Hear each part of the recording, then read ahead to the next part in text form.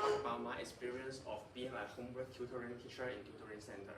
So here is my basic information. I'm a year 4 student now majoring in teaching Chinese as a second language, and also my dream job is to become a teacher. So here is my work background, and he's located in Kunto, and also my schedule is to work 2 random days from Tuesday to Saturday, 4 hours per day. And I need to deal with 5 to 10 students from 1st grade to 6th grade. And also my job responsibilities is to tutoring students to complete their homework, and also checking their homeworks and assigning exercise to students who have no homework. And also my work time up to now is 8 months, and it's still doing. So let's talk about my experience. Reflecting on my tutoring experience, I once believed that the core solution to all the students' problem in the teaching personal investment of time and efforts. And however, when I spent considerable time drifting to address every question raised by students in the moment, I discovered the limitation of this kind of teaching strategies. I realized that I'm not kind of a highly efficient AI or working machine, and answering each student's question or to demand significant. This leads to more frequent instance of multiple students asking questions at the same time, which consumes a lot of my time and also my energy. This promotes me to recall Confucius' adage: give a man a fish, and you feed him for a day. Teach a man to fish, and you feed him for a lifetime. Then I begin employing a step-by-step approach, clearly outlining problem-solving progress for students to replicate, using formatting methods to solve all the questions. However, I observed that students still ask me for help when encountering identical problems, although I clearly demonstrate the problem-solving approach in my teaching. This made me realize that students subconsciously relied on my explanations. And were they generally processing what I just taught? Were they digressing the problem-solving steps? These were questions I have never considered before. And this result made me reflect my problem deeply. There is no doubt that conflicting students' ability to solve problems independently was the fundamental thing. But how to achieve this? I recognize that the intermediate grading progress is the most important part. Consequently, I tried many teaching strategies. In subsequent lessons, I never provide students with answering directly. Instead, I respond with guiding questions, waiting for them to arrive at a solution themselves. I frequently challenge them by asking why they have reached that particular conclusion, teaching whether they truly understand how the steps of solution works. At the same time, I clearly require students to outline their problem-solving steps, first, second, and third.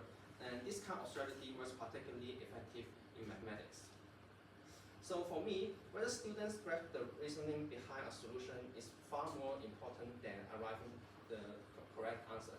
In the long run, this is a win-win situation for both teacher and students.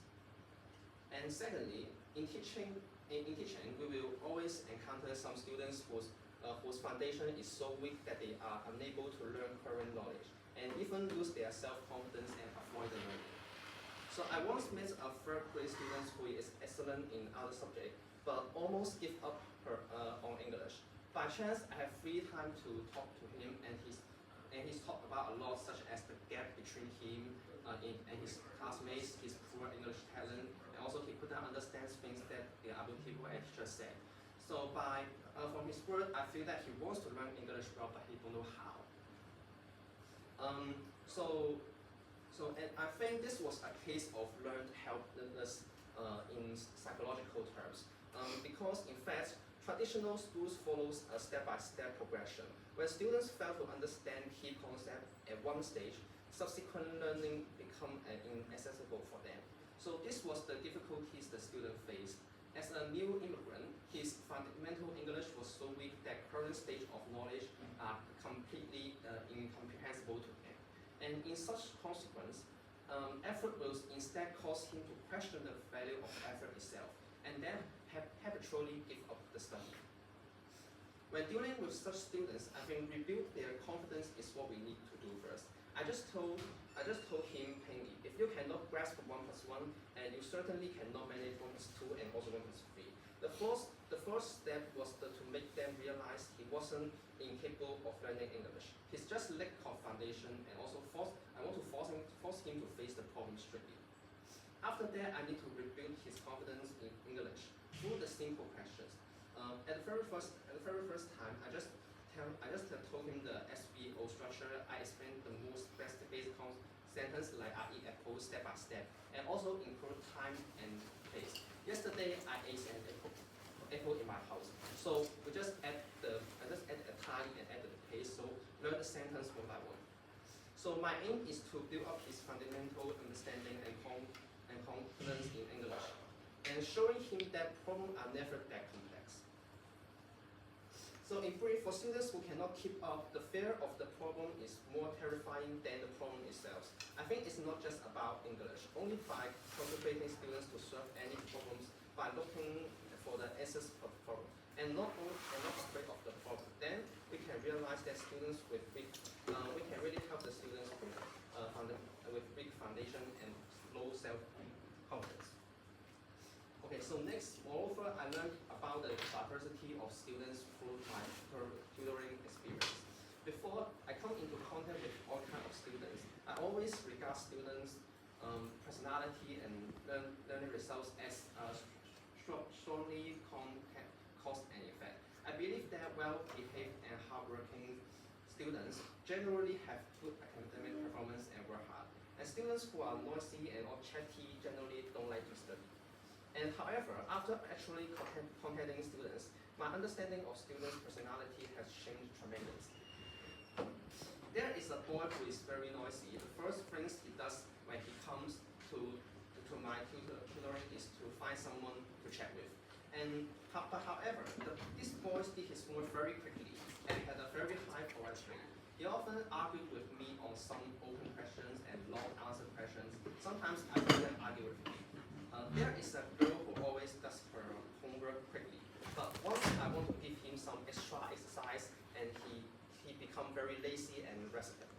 After going through this, I realized that students were very interested in their complexity.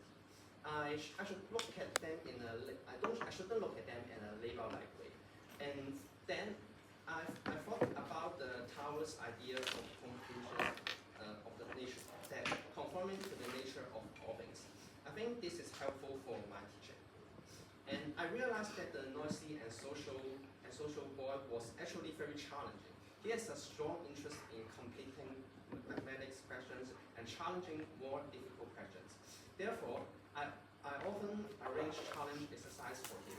In these days, he can maintain his concentration for a long time.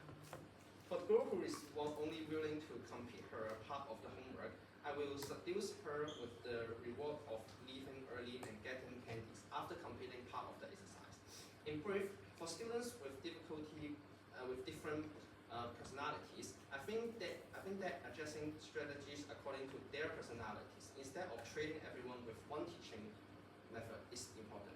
I think this is the charm with Confucius said, teaching in accordance with their aptitude. After I exchange experience with my friends, they also provide their own suggestion into solving my students' learning problems. For instance, for the boys who like to challenge different problems to add his social skills, my classmates suggest that I can just let him teach other students. I think this is a very good idea if it's not based on the premise of tutoring. Cultivating this boy's educational abilities may be the enlightenment of his own leadership. Reflecting on my tutorial experience, education is not a formatic classroom, but a flexible interaction between students and teachers.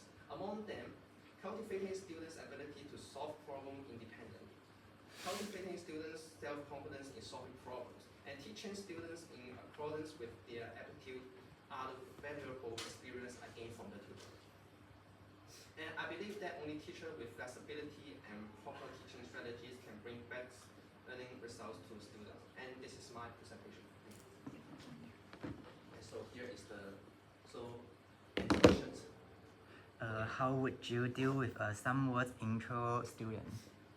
For introvert students, I always take a more proactive approach, asking about their progress and difficulties, and focusing more attention on them.